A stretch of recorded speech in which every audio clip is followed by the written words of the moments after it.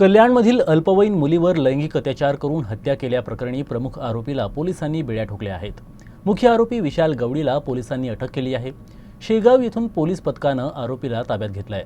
पोलिसांना दिलेल्या माहितीनुसार आरोपी विशाल गवळी पत्नीच्या गावी लपून बसला होता। पत्नीच्या गावातून शेगाव येथून पोलिसांनी आरोपीला ताब्यात घेतलाय। कल्याण पूर्व येथील 13 वर्षीय मुलीच्या लैंगिक अत्याचाराच्या आणि हत्येच्या प्रकरणी पोलिसांनी 3 आरोपींना अटक केली आहे। पोलीस सूत्रांनी दिलेल्या माहितीनुसार सीसीटीव्हीतून या गुन्ह्याची माहिती उघड झाली। ही मुलगी दुकानात खाऊ घेण्यासाठी गेली होती।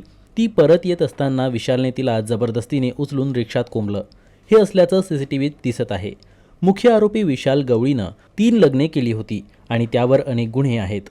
सीसीटीव्ही फुटेजने गुन्ह्याचा खुलासा केला, ज्यात विशाल मुलीला जबरदस्तीने रिक्षात नेताना दिसतोय। पोलिसांनी आरोपीची कसून चौकशी सुरू केली आहे आणि या प्रकरणाच्या खोलात जाऊन तपास करण्यात येणार आहे।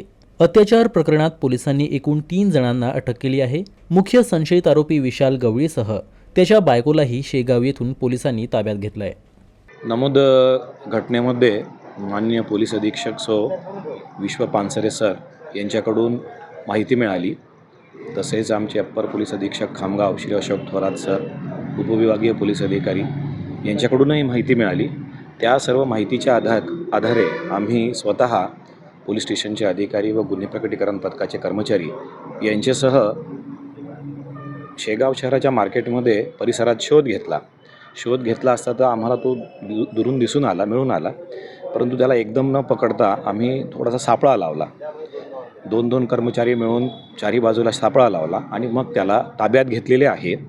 सदर घटना काय आहे हे आम्हाला माहिती नाही, परंतु त्यावरती गुन्हा दाखल असून त्याला नुकतीच ठाणे गुन्हे शाखेची टीम पोहोचते पोलीस स्टेशनला। ती पोहोचताच त्याला त्यांच्या ताब्यात देण्याची तजवीज ठेवलेली आहे।